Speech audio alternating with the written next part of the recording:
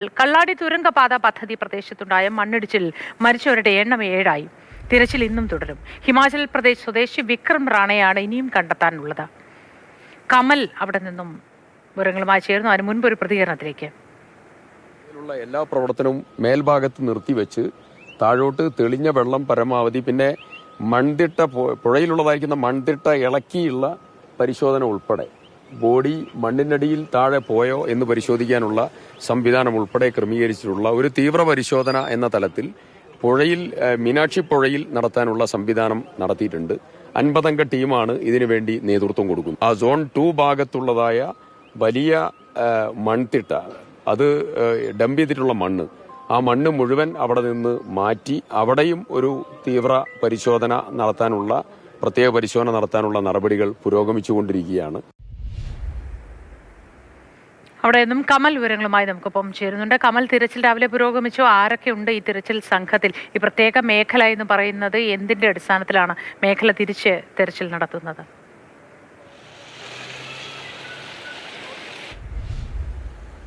മോത്തി, ഇന്നലെ തന്നെ ഇവിടെ വിവിധ സോണുകളായി തിരിച്ചിരുന്നു. കാരണം ഈ തെരച്ചിൽ നടത്തേണ്ട സ്ഥലങ്ങളെ സോണുകളായി തിരിച്ചായിരുന്നു പരിശോധന. അതിൽ സോൺ 2-ൽ മന്ത്രി സിദ്ദിഖ് പറഞ്ഞ മൺതിട്ട നീക്കിയുള്ള തീവ്ര പരിശോധനയാണ് നടക്കുന്നത്. അവിടെ ഏതാണ്ട് 3 മണ്ണുമാന്തി യന്ത്രങ്ങൾ ഒരുമിച്ച് നിന്ന് മീനാക്ഷി പാലത്തിന് അക്കരെ പാലത്തിന് റോഡിനോട് ചേർന്ന് ഈ ഇടിച്ചിലിന്റെ ഭാഗമായി രൂപപ്പെട്ട വലിയ മൺതിട്ടയാണ് മണ്ണുമാന്തി യന്ത്രങ്ങൾ പരിശോധിച്ചുകൊണ്ടിരിക്കുന്നത്. അവിടെയാണ് ഒരു തീവ്ര പരിശോധന. മറ്റൊന്ന് പുഴയിലാണ്. പുഴയിൽ അവശിഷ്ടങ്ങൾ നീക്കിയും മൺകൂനകൾ നീക്കിയും പരിശോധന നടത്തും. ഇതിനായി ഒരു 50 അംഗ സംഘത്തെ തന്നെ നിയോഗിച്ചിട്ടുണ്ട്. എന്തായാലും ഇന്ന് കാലാവസ്ഥ അനുകൂലമാണ്. രാവിലെ മുതൽ കള്ളാടിയിൽ നല്ല വെയിലാണ്.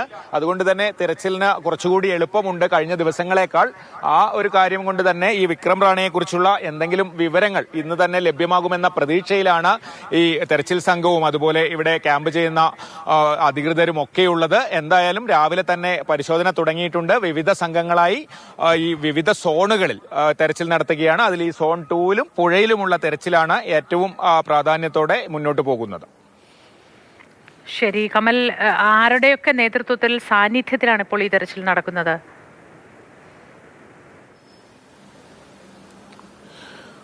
മോത്തി, മന്ത്രി ടി സിദ്ദിഖ് മുഴുവൻ സമയവും ഇവിടെ കേന്ദ്രീകരിച്ച ഈ തെരച്ചിലിന് മേൽനോട്ടം വഹിക്കുന്നുണ്ട്. അതോടൊപ്പം ജില്ലാ കലക്ടർ, ADM, ജില്ലാ പോലീസ് മേധാവി ഉൾപ്പെടെയുള്ള ഉദ്യോഗസ്ഥരും മിക്ക സമയങ്ങളിലും ഇവിടെ തന്നെയുണ്ട്. ഇന്നലെ മറ്റു മന്ത്രിമാരും സ്ഥലത്ത് എത്തിയിരുന്നു. എന്തായാലും ഫയർഫോഴ്സും NDRF-ഉം അതുപോലെ സന്നദ്ധ സംഘടനകൾ, തുർക്കി ജീവൻ രക്ഷാ സമിതി ഉൾപ്പെടെയുള്ള സന്നദ്ധ സംഘടനകളുണ്ട്. ഒരുപാട് യന്ത്രസാമഗ്രികൾ, ആദ്യ ദിവസമൊക്കെ ഊരാളുങ്കൽ സൊസൈറ്റിയുടേത് ഉൾപ്പെടെ ഒരുപാട് യന്ത്രസാമഗ്രികളും തൊഴിലാളികളും ഒക്കെ ഇവിടെ ഉണ്ടായിരുന്നു. ഇത്തരത്തിൽ എല്ലാം ഏകോപിപ്പിച്ചുകൊണ്ടുള്ള ഒരു തെരച്ചിലാണ് നടക്കുന്നത്.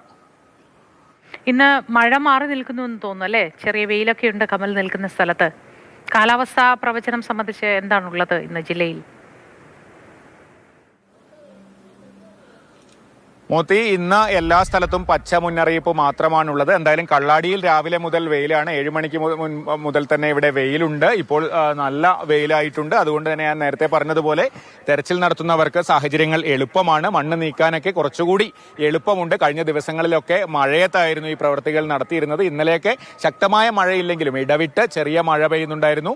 അതുകൊണ്ട് തന്നെ ആകെ ചെളി നിറഞ്ഞ അവസ്ഥയായിരുന്നു. ഇന്ന് കുറച്ച് ഡ്രൈ ആയിട്ടുണ്ട്. അതുകൊണ്ട് തന്നെ കുറച്ച് എളുപ്പത്തിൽ ഈ ജോലികൾ മുന്നോട്ട് പോകുന്നുണ്ട്. ശരി.